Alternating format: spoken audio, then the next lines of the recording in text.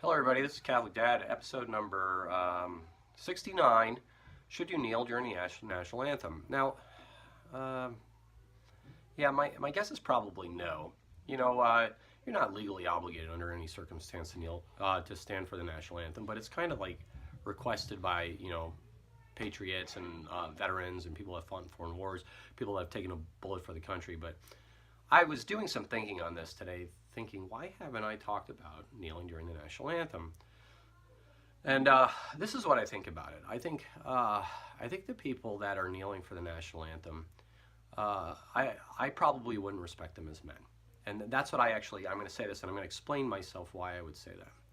And the reason is this, is because they're protesting something. It may be a real thing that they're protesting, but the only people they're placing at risk are the proprietors of the business that they work for, right?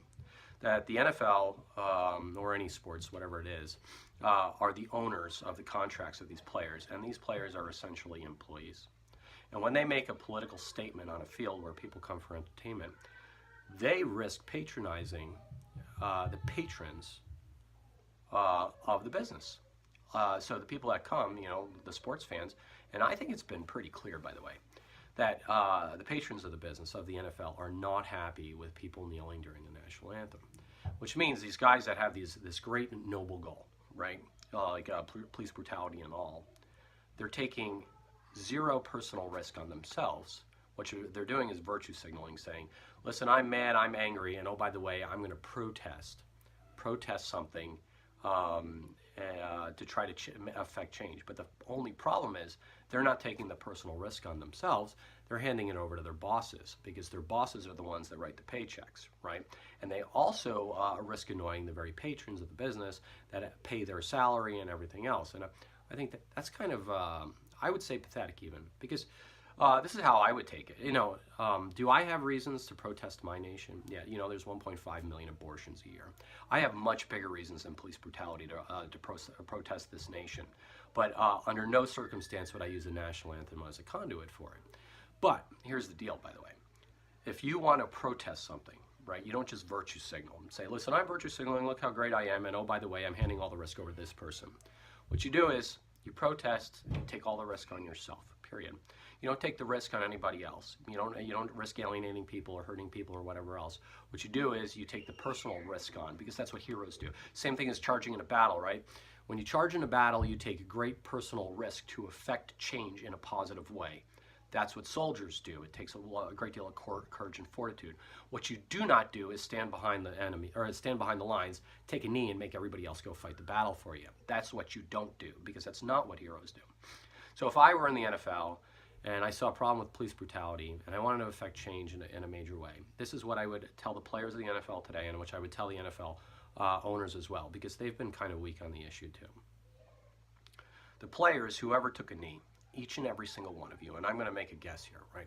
There's probably 20 players on each team. And how many teams are in the NFL? I don't even know, but I'm going to guess about 30. So 30 times 20, that's 600 players.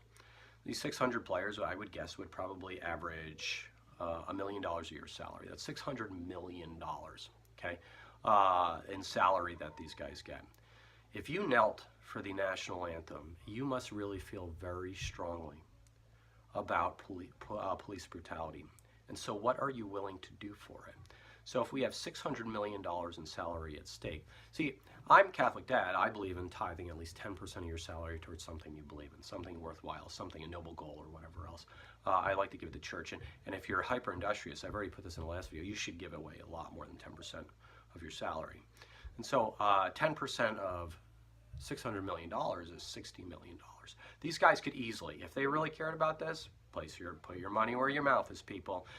Take your $60 million, $60 million, each one gives 10% of their salary, and put it, tell the NFL, listen, we really care about police brutality, and oh, by the way, we're really sorry for alienating the veterans of our nation, but we want to affect change, and we want to actually make this a major issue. We're going to put together a foundation. $60 million a year, let's say they really care. And honestly, if they really cared, they'd put 20% of their salaries. That'd be $120 million a year. And they're going to ask the NFL, if you could do a little match for us, that'd be great. And so now these noble warrior players, right, the ones that are protesting our flag in the name of police brutality, where they only virtue signal and don't place themselves on the line. Instead, what they're going to do is they're going to stand up during the national anthem, and they're going to stop hurting the people that come to their business, the patrons of their business, and hurting the proprietors of their business. And they're going to say, listen, we're going to put our money where our mouth is. And we're going to volunteer our $60 million, $120 million a year, plus a little match from the NFL. And we're going to work with the NFL to get out in the places where police brutality is a problem.